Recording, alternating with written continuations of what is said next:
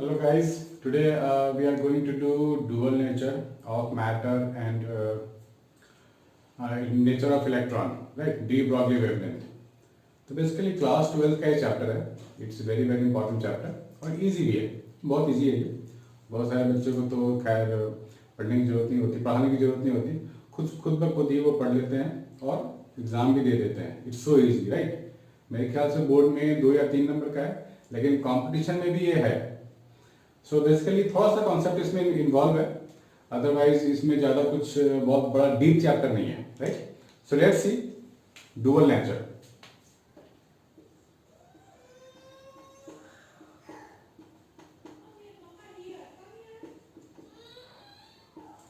तो यहाँ dual nature का मतलब होता है डुअल नेचर ऑफ इलेक्ट्रॉन की स्टडी करनी है हमारे को. Fast moving electron has dual nature, wave nature as well as particle nature. है ना? वेव का एक नेचर होता है, जैसे इंटरफेरेंस पढ़ा है हम लोगों ने, डिफ्रैक्शन पढ़ा है, तो ये वेव का नेचर है. और पार्टिकल का नेचर यानी कि मोमेंटम अगर किसी पार्टिकल में है, मास इनटू वेलोसिटी, तो उसको क्या बोलते हैं हम लोग? Particle nature.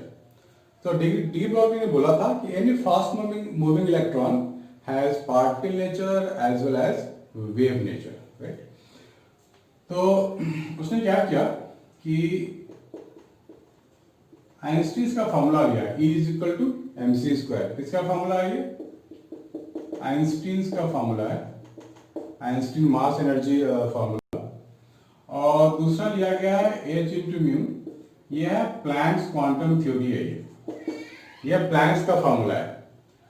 तो दोनों एनर्जी को इक्वेट कर सकते हैं हम लोग, और we can find mc square is equal to h into frequency. So m into c h nu by c, right? तो इसको लिख सकते हैं फ्रीक्वेंसी अपॉन स्पीड, ये होती है wavelength. So h into lambda हो गया हमारे पास, और मास इंटू c क्या स्पीड ही तो है, तो mass into velocity, mass into speed हमारे पास हो गया momentum denoted by p. So sorry h by lambda है. So p is equal to h by lambda because velocity upon frequency ये वेवलेंथ होता है. So this is your momentum h by lambda, right? So this point has to be noted. Now अभी हम लोगों को एक ये भी पढ़ना है कि हम इलेक्ट्रॉन को थ्रो करते हैं विद सम इलेक्ट्रॉन गन से थ्रो करते हैं. उस इलेक्ट्रॉन गन की जो पोटेंशियल है, वोल्टेज है, दैट कैन बी वेरीड. उसको हम वेरिएबल बना सकते हैं. तो वेरिएबल कैसे बना सकते हैं? उसके पास अरेंजमेंट है बैटरी की. तो किसी इलेक्ट्रॉन को अगर हम शॉर्ट कर रहे हैं विद द इलेक्ट्रॉन गन, तो पोटेंशियल डिफरेंस देते हैं हम लोग, तभी वो इलेक्ट्रॉन गन शॉर्ट हो पाता है. सो मैं यहां बात करूं, so voltage into any charge, potential difference into charge is equal to what? Kinetic energy. किसी भी चार्ज पार्टिकल को पोटेंशियल डिफरेंस वाले रीजन में रख दें, तो that charge particle move from high voltage side to low voltage side. तो potential difference वहां पे होना चाहिए. अगर पोटेंशियल डिफरेंस नहीं है, charge particle cannot move at all, right? So potential difference V into charge Q is equal to half m v square. तो यहां से हम लोग वेलोसिटी निकाल सकते हैं 2vq upon m under root. This is the velocity of a charged particle Q. अब यहाँ पे Q क्या है? Q इलेक्ट्रॉन भी हो सकता है या फिर एनी चार्ज पार्टिकल हो सकता है. ठीक है, यहाँ पे थोड़ा सा आपको पढ़ना है फोटो इलेक्ट्रिक इफेक्ट.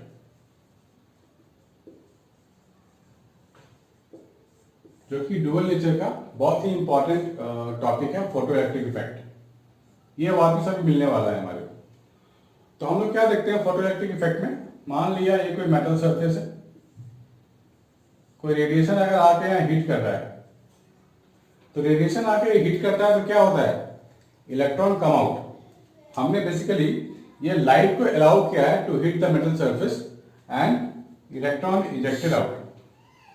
तो इलेक्ट्रॉन क्या है? Binded with some energy with the metal surface. पहले उस बाइंडिंग को तोड़ा जाता है by this incoming photon, incoming light energy. वो बाइंडिंग तोड़ने के बाद electron can move. So we can say the light energy is spent into two veg. One energy is to just to break the bond between electron and the metal, and the rest of the energy become used to impart kinetic energy to the electron. So we can write H mu naught, यानी कि जो bonding होगी electron को तोड़ने की H mu naught से दिखाते हैं, प्लस फिर वो काइनेटिक एनर्जी गेन करेगा electron after getting free itself from the metal surface.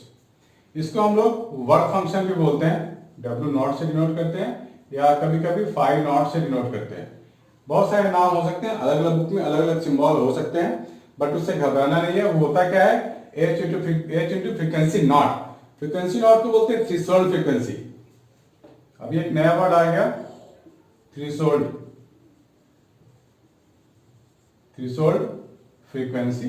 तो बेसिकली ये है minimum frequency required by the incoming photon so that electron can be just ejected from the metal surface. This one.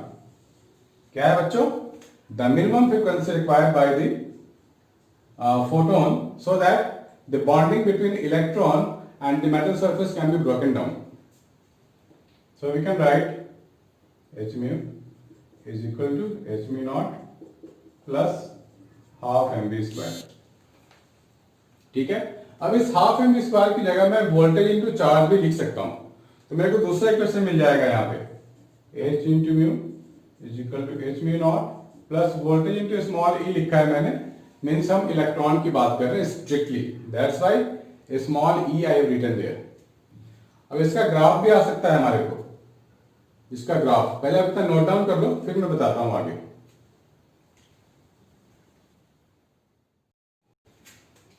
Now we have equation here, H into frequency is equal to H into frequency naught plus voltage into charge of electron.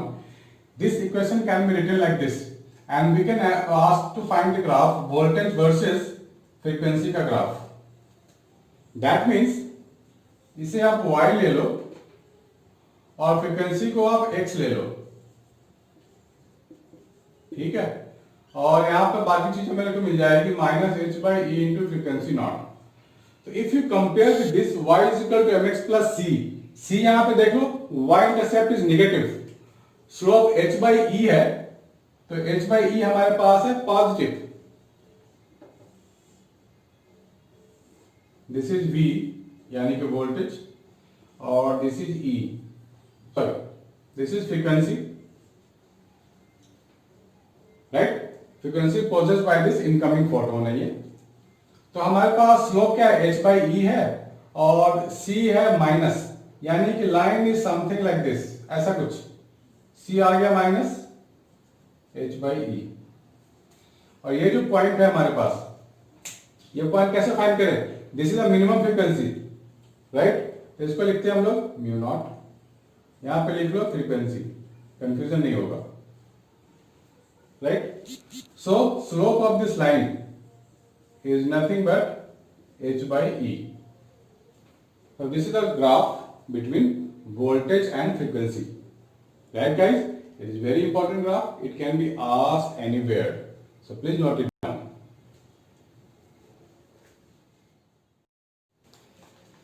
Let's see some graph on experimental setup involved in photoelectric current. What happens in photoelectric current is, this is a plate 1, this is plate 2, this is joined with a wire of microammeter. Current को measure करेगा ये. When light allowed to fall on this metal surface, तो होता क्या है, light is striking the metal surface with certain energy, and that energy is strong enough to knock out the electron from the metal surface, and this electron try to move towards the plate A. The electron enters in the wire, then microammeter measures the value of electricity generated, right. This is the entire setup is there. तो इस experiment में हमने क्या देखा, हमने जब graph draw किया तो हमने देखा कि जब इंटेंसिटी ऑफ लाइट को बढ़ाई जाती है तो उससे क्या होता है, photo electricity also increases in the proportional manner. Higher the intensity, higher the photo electricity, it is increases.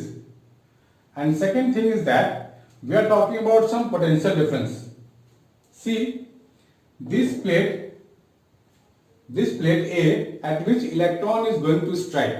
अगर इस प्लेट को हम लोग नेगेटिव वोल्टेज बना दे विथ रिस्पेक्ट टू प्लेट सी, तो इलेक्ट्रॉन यहां से आएगा तो जरूर, लेकिन धीरे धीरे वो रुक जाएगा और यहाँ पे स्ट्राइक नहीं कर पाएगा। तो that minimum voltage at which the electron is not able to strike the plate a is called stopping voltage. उसको हमने यहां दिखाया माइनस वी नॉट, इसको क्या बोलेंगे? Stopping voltage. This is stopping voltage with negative sign है, right? तो stopping potential पूछेगा तो क्या बोलोगे? The minimum voltage applied to the plate so that electron can not strike the plate, right, after it is ejected from the other plate. So in this case, if we keep increasing of the intensity of light, then photoelectric current increases as we have seen in this, but stopping potential remains same. Stopping potential does not depend upon the intensity of light, but stopping potential depends upon the frequency of light. The moment we increase the frequency of light, then only this will increase. Stopping potential will increase or decrease. So let's see how it varies. Till then, note it down.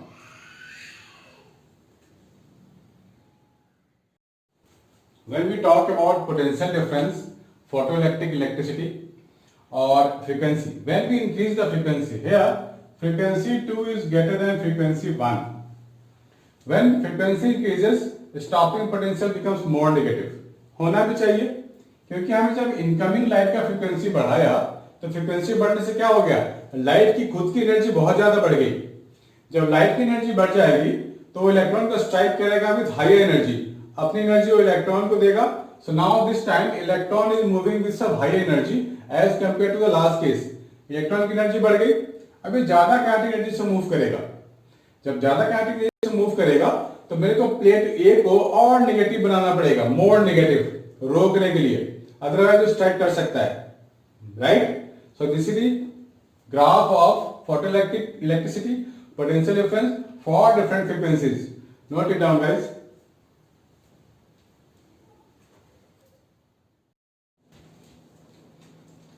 One relationship is very important in dual nature, the relationship of wavelength of electron and voltage applied to fire the electron, right? So we can write from de Broglie equation. De Broglie equation क्या था? If you remember, momentum P is equal to h by lambda, यही था ना, ये था. और voltage into charge is equal to half m v square, right? अभी ये हमने इक्वेशन किया था. मैं P को लिख रहा हूं mass into velocity h by lambda, और you can say velocity is equal to h by m lambda. We can put it here. So voltage into charge is equal to half m v square h by m lambda का whole square. So v into q is equal to mh square to m square lambda square. So एक m तो गया. So lambda is equal to h square to v q m under root. और h को तो हम लोग बाहर निकाल सकते हैं, h तो बाहर निकल जाएगा, हमारे पास आ जाएगा 2 v q m. तो मास ऑफ इलेक्ट्रॉन यहाँ पे एक फिक्स क्वांटिटी है, charge of electron is also fix quantity, h Planck's constant fix quantity. So we can say lambda inversely proportional to under root of voltage applied, right? ये relationship बहुत important है, इसका graph भी important है, right? सो इसका graph पे कुछ भी आ सकता है, जैसे ये आ सकता है ना, lambda some constant under root of v. एक बार क्वेश्चन आ चुका है कि draw the graph of lambda versus under root of v itself, यानी कि ये y मेरे को लेना पड़ेगा, ये सम कांस्टेंट अपॉन x हो जाएगा. तो ये कैसा ग्राफ होगा? ये तो ऐसा होगा, hyperbola. This is your lambda under root of v, right? तो ग्राफ इज ऑल अबाउट, पहले जो हम फिजिक्स में कर चुके हैं उससे ज्यादा ग्राफ कुछ नहीं आएगा. सारे graphs we have done it, parabola हो, इलिप्स हो, स्ट्रेट लाइन हो, various forms of straight line हो, तो बिल्कुल आपको बेसिक पता है how to draw the graph. Now at this stage when we are looking for modern physics to finish out, we must be able to solve all kind of graphs. So please guys, note it down and just start practicing the questions and send me doubts as many as you can. Believe me, I will be more than happy to revert you back. See this guys.